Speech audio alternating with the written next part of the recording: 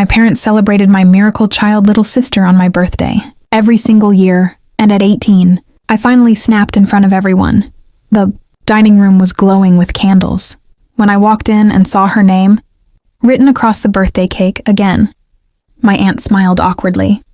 My cousins exchanged looks. My mother lifted her glass and announced how grateful she was that my sister had survived her difficult birth. Nobody mentioned that it was my birthday. I stared at the cake, then at the presents stacked beneath it. Every year I had swallowed the disappointment. Every year I told myself I was old enough to understand. But that night, something inside me went quiet. I stood beside the table and said, "Do you even remember why everyone is here?" The room froze. My father lowered his glass. My mother whispered my name, and for the first time, I refused to disappear politely. I was born 4 years before my sister, and for the first few years of my childhood, I believed I was the center of my parents' world. My father used to carry me on his shoulders through the backyard, and my mother kept every crooked drawing I brought home from school. Then my sister was born and everything changed.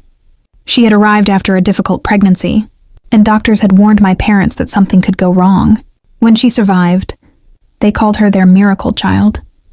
I understood why they loved her.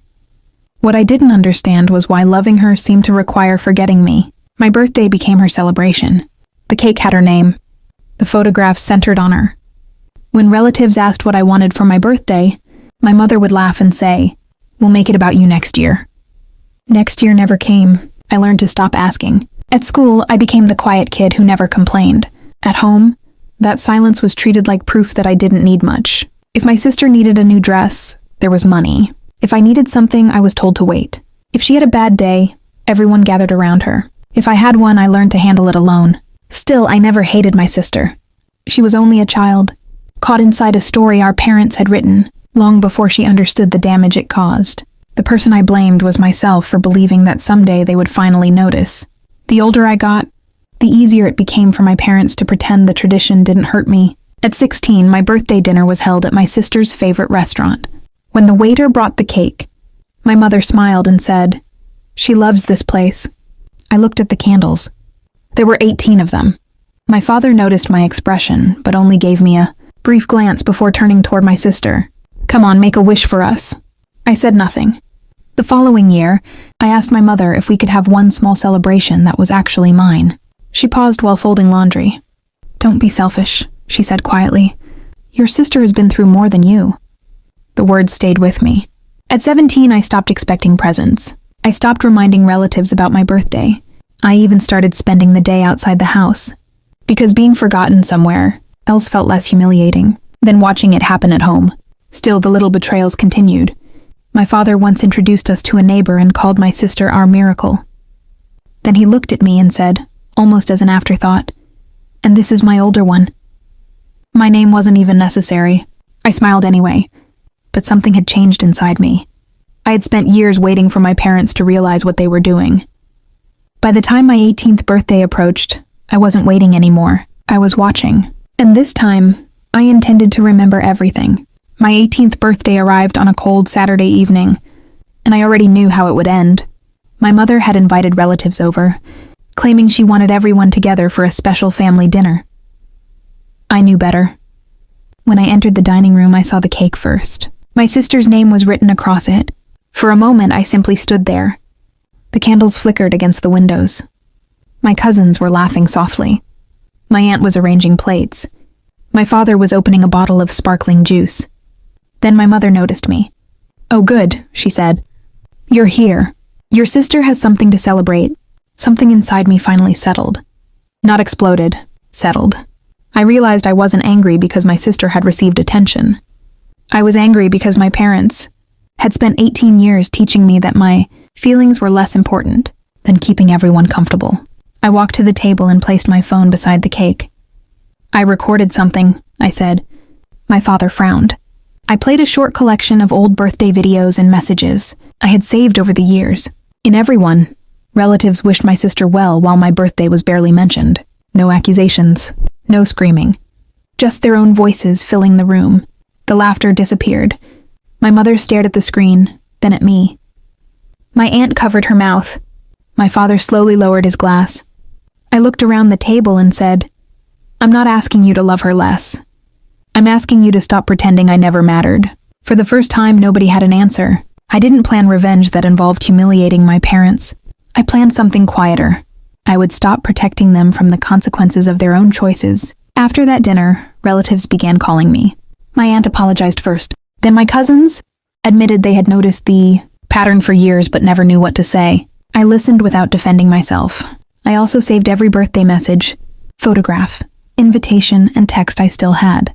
Not because I wanted to build a case against my parents, but because I needed proof that I wasn't imagining 18 years of being overlooked.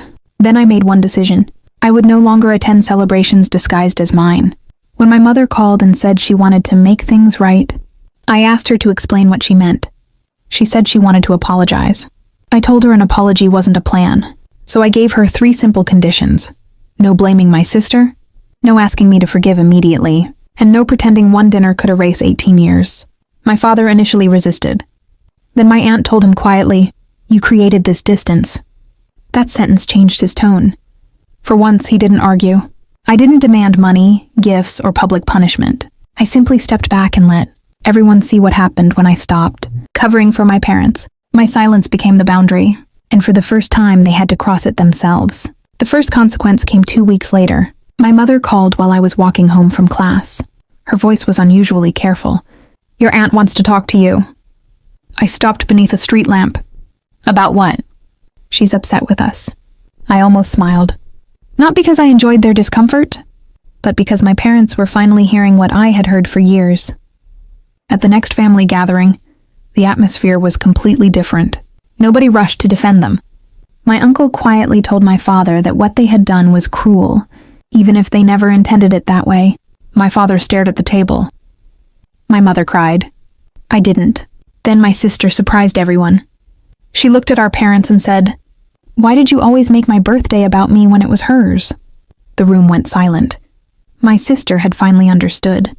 I looked at her and said softly, "You didn't do anything wrong." That mattered more to me than any apology. My parents asked me to sit with them privately afterward.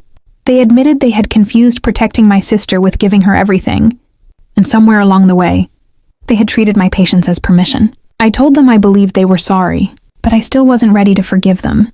That was the part they struggled to accept. They wanted the story to end with an apology and a hug. Instead, I stood up, thanked them for finally listening, and walked outside. For once, leaving didn't feel like running away. It felt like choosing myself. After that night, the family didn't return to normal. My relatives stopped pretending everything was fine.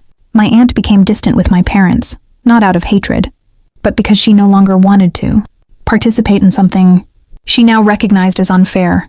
My cousins started checking on me separately. Small messages appeared on my phone. "Are you okay? Your birthday matters. I'm sorry we didn't notice sooner." Those messages should have made me feel better. Instead, they reminded me how long I had been invisible. My parents also changed, but not overnight. My mother stopped using my sister's struggles as an excuse whenever I expressed hurt. My father began asking about my plans and, for the first time, actually waited for my answers. My sister became the most complicated part. She started feeling guilty, even though none of this had been her fault. I told her repeatedly that I didn't blame her. "You were a child too," I told her. That distinction mattered. Our family reputation had cracked, but I wasn't interested in destroying it further. I had already learned something more valuable. I didn't need everyone to condemn my parents for my pain to be real. I also stopped measuring my worth by their attention. That was the real consequence. For 18 years, I had wondered whether being overlooked meant I was less important. Now I understood the truth. Sometimes people fail to recognize your value because they become comfortable receiving your silence. And when you finally speak, their discomfort doesn't mean you were wrong. It means the truth finally became impossible to ignore. Months passed before I understood that revenge had never really been what I wanted. I had wanted acknowledgement. I wanted my parents to look at me and realize that I had been a child too, standing beside every cake, smiling while someone else's name was celebrated. Today things are quieter. My parents still call. Sometimes we have short conversations. Sometimes I answer. Sometimes I don't. They have stopped demanding forgiveness. That matters. My sister and I are closer now than we were before. We created our own tradition. On my birthday, We go somewhere together, just the two of us. No speeches, no comparisons, no explanations. Just dinner, laughter, and a cake with my name on it. My parents are invited, but they understand that showing up is no longer enough. They have to earn their place in my life through consistency. I still don't know whether I will ever completely forgive them. Maybe someday I will. Maybe forgiveness will arrive quietly, without erasing what happened. But I no longer need it to move forward. I've stopped waiting for my parents to decide whether I deserve to be celebrated. I celebrate myself now. I make plans for my future without wondering whether they approve. I surround myself with people who notice when I'm quiet and ask why. And when my birthday comes around, I don't think about the years I lost. I think about the girl who survived them. She spent 18 birthdays wondering why nobody saw her. Now she finally sees herself. And that, more than any apology, is the gift they could never take away.